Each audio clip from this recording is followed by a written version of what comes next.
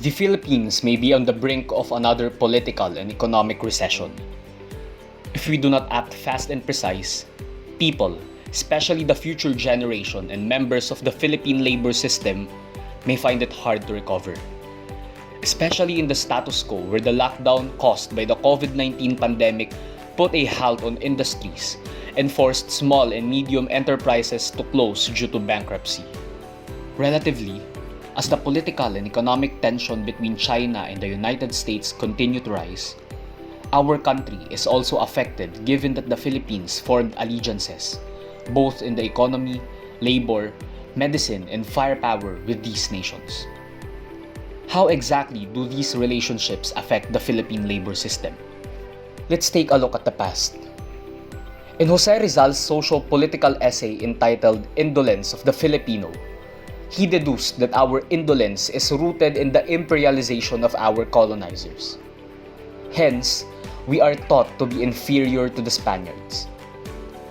In today's system, this reflects how our country idolizes, glorifies, and imitates foreign state policies.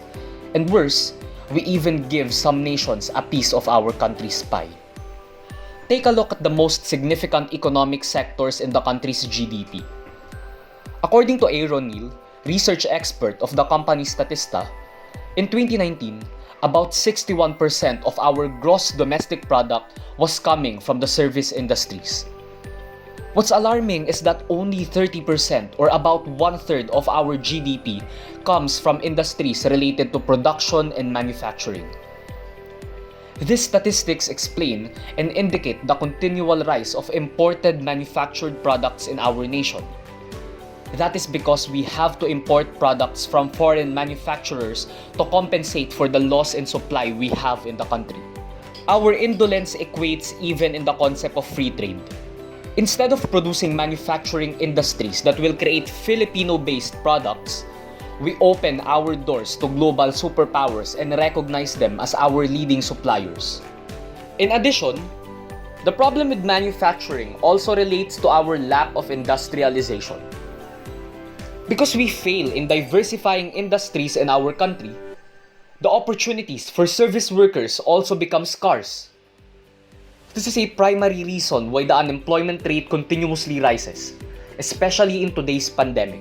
According to the labor force survey conducted by the Philippine Statistics Authority, the unemployment rate jumped from 5.3% last January 2020 to 17.6% in April 2020.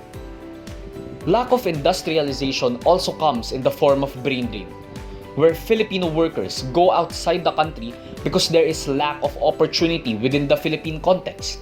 Relatively, the constant glorification of the overseas Filipino workers as modern-day heroes sends a subtle and disappointing message to the Filipinos that the opportunity and working conditions are better outside our country. What can we do to save our economy, especially in these trying times? According to Dr. Giovanni Tapang, the Dean of the College of Science from the University of the Philippines, he thinks that our country must create a national industrialization policy dedicated to creating a sustainable and inclusive economy without depending on global superpowers. The problem of the lack of things that you would be needing in everyday life will be the problem. So, you'll go to a mall, all the things there are imported. Not because by choice, of course there are very posh malls there, but because there's nothing being produced here, everything will be imported already.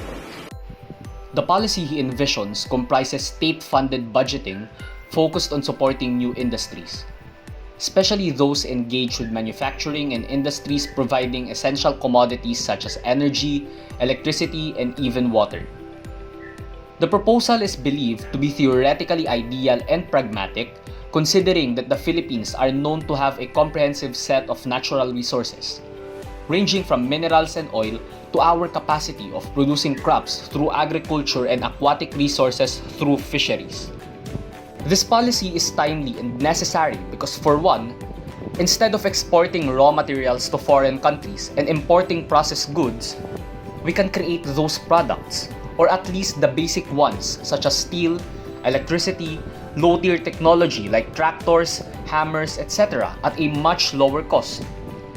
It can help our citizens avail products that are not costly but have the same quality as those imported ones.